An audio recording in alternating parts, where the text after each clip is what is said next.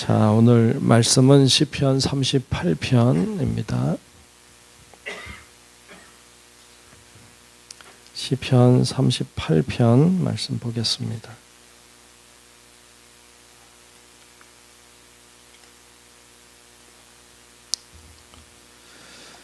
네, 다 찾으신 줄로 알고 시편 38편 1절로 끝절의 말씀을 교독하며 말씀 보겠습니다. 여호와여, 주의 노하심으로 나를 책망하지 마시고 주의 분노하심으로 나를 징계하지 마소서.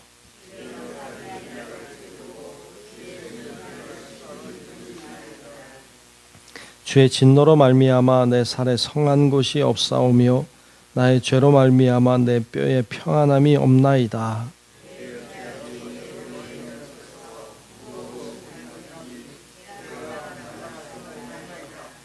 내 상처가 썩어 악취가 나오니 내가 우매한 까닭이로소이다.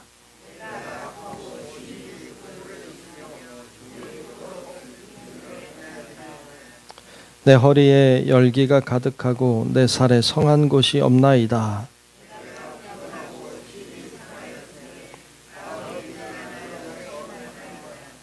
주여, 나의 모든 소원이 주 앞에 있사오며 나의 탄식이 주 앞에 감추이지 아니하나이다.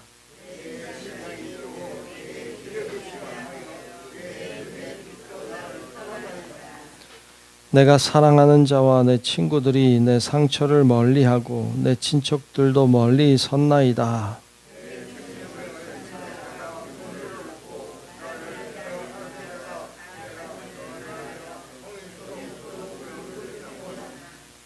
나는 못 듣는 자 같이 듣지 아니하고 말 못하는 자 같이 입을 열지 아니하오니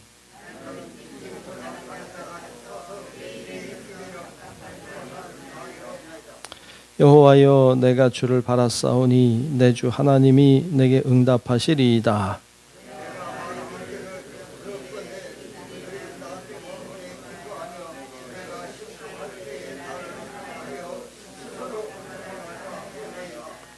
내가 넘어지게 되었고 나의 근심이 항상 내 앞에 있사오니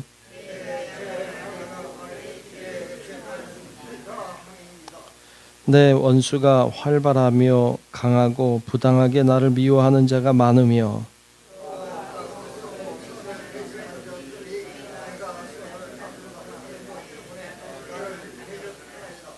여호와여, 나를 버리지 마소서. 나의 하나님이여, 나를 멀리하지 마소서.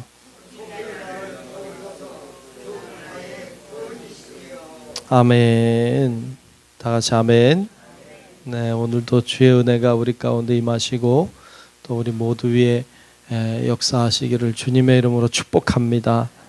네, 오늘 38편, 시편 38편 말씀을 봤습니다. 인간은 죄인입니다.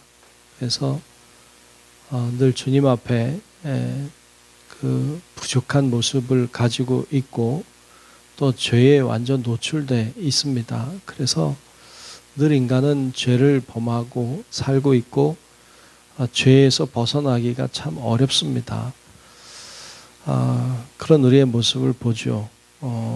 다윗도 오늘 말씀에 보면 오늘 뭐 다윗의 기념하는 시라고 되어 있는데 다윗이 오늘 말씀에 보면 자신의 죄로 인하여 하나님 앞에 고통을 호소하는 이런 장면을 볼 수 있습니다.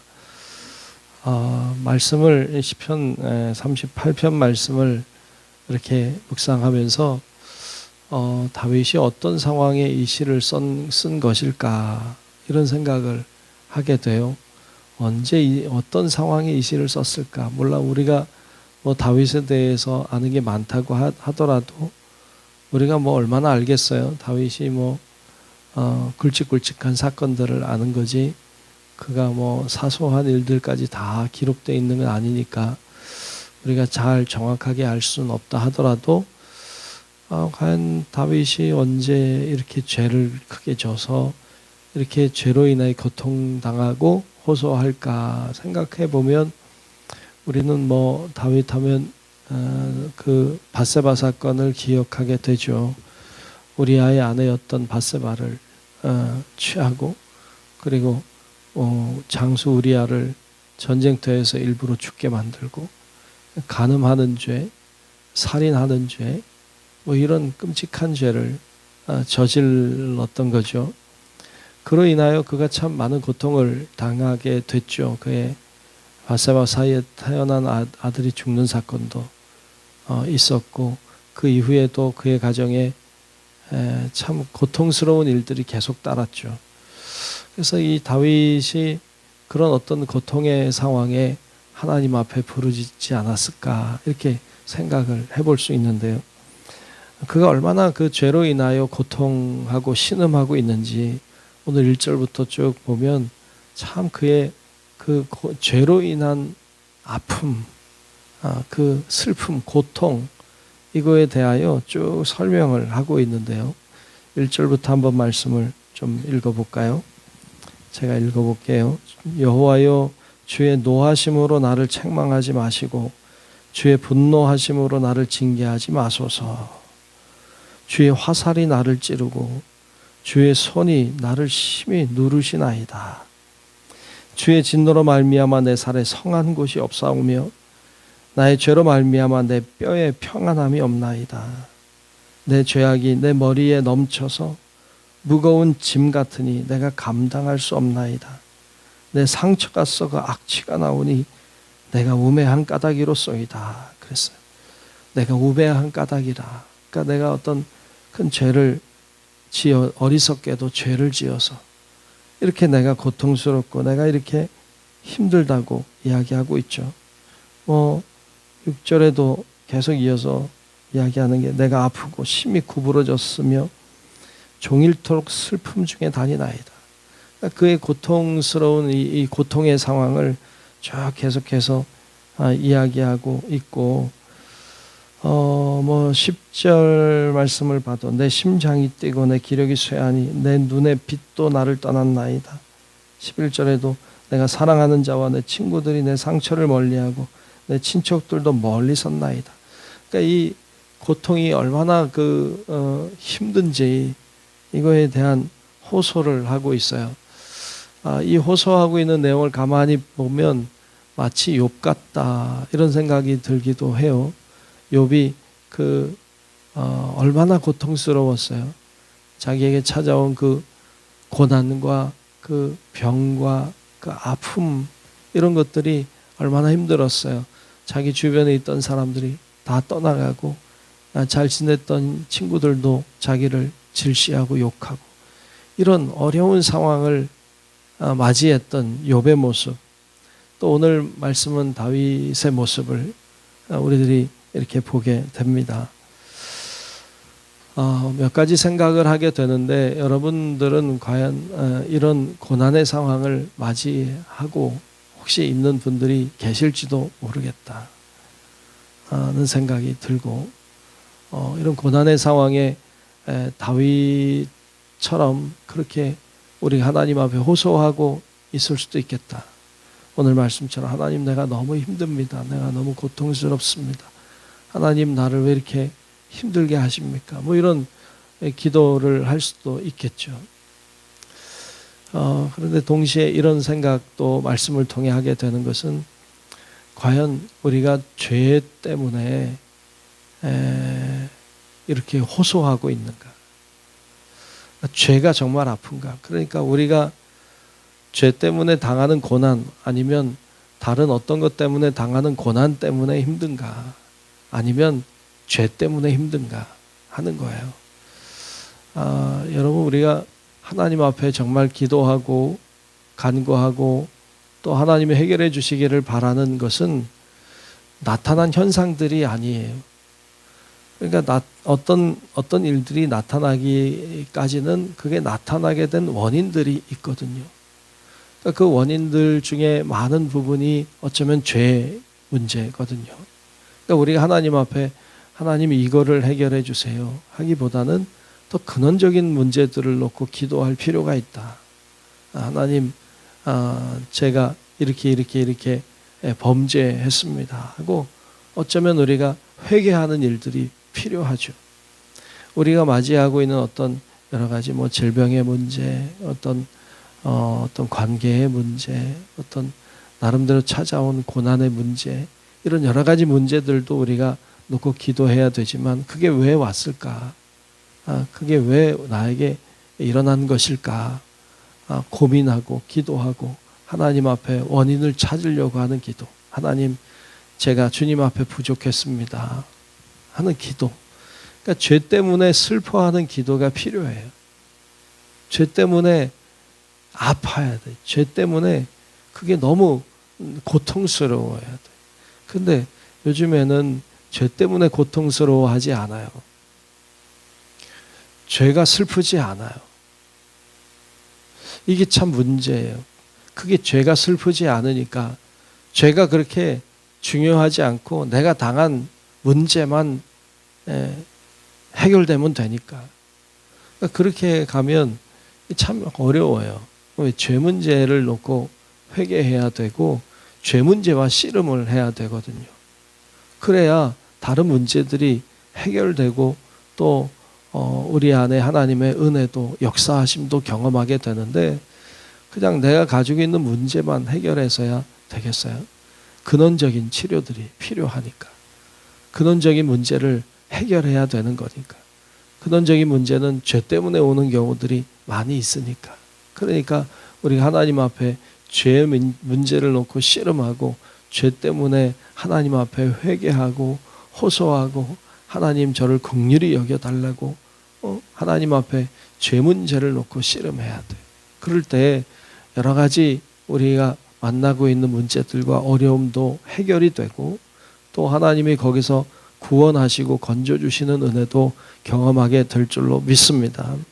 그래서 오늘 말씀은 자신이 당하고 있는 고난, 어려운 문제들 이런 것들도 쭉 이야기하고 있지만 그가 이제 하나님 앞에 그런 죄의 문제에 대하여 이야기하면서 그런 이야기를 해요. 오늘 본문 13절부터 좀 보면